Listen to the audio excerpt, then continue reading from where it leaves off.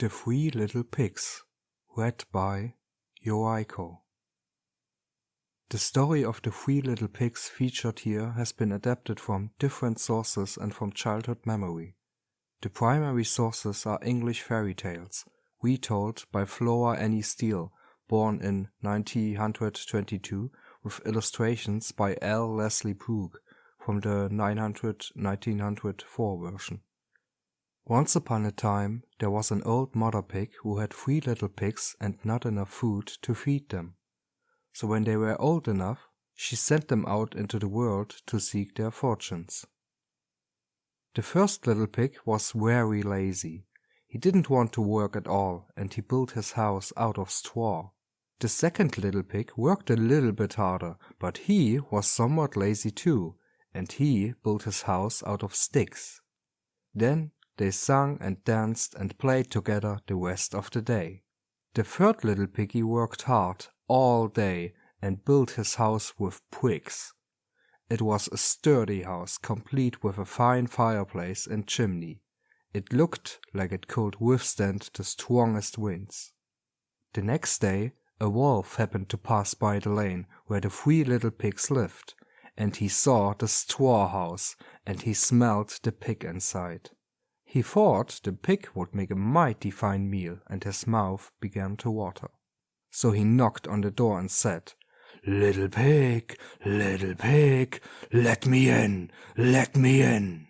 But the little pig saw the wolf's big paws through the keyhole, so he answered back, "No, no, no, not by the hairs on my chinny chin."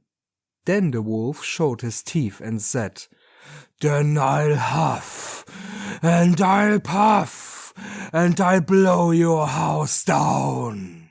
So he huffed, and he puffed, and he blew the house down. The wolf opened his jaws very wide and bit down as hard as he could, but the first little pig escaped and ran away to hide with the second little pig. The wolf continued down the lane, and he passed by the second house made of sticks. And he saw the house, and he smelled the pigs inside, and his mouth began to water as he thought about the fine dinner they would make. So he knocked on the door and said, little pigs, let me in, let me in." But the little pigs saw the wolf's pointy ears through the keyhole, so they answered back, "No, no, no, not by the hairs on our chinny chin." So the wolf showed his teeth and said, "Then I'll huff, and I'll puff, and I'll blow your house down." So he huffed, and he puffed, and he blew the house down. The wolf was greedy, and he tried to catch both pigs at once, but he was too greedy and got neither. His big jaws clamped down on nothing but air, and the 2 little pigs scrambled away as fast as their little hoofs would carry them. The wolf chased them down the lane, and he almost caught them. But they made it to the brick house and slammed the door closed before the wolf could catch them. The 3 little pigs, they were very frightened. They knew the wolf wanted to eat them, and that was very, very true. The wolf hadn't eaten all day, and he had worked up a large appetite chasing the pigs around, and now he could smell all 3 of them inside, and he knew that the 3 little pigs would make a lovely feast. So the wolf knocked on the door and said, little pigs, let me in, let me in." But the little pigs saw the wolf's narrow eyes through the keyhole, so they answered back, "No, no, no, not by the hairs on our chinny chin."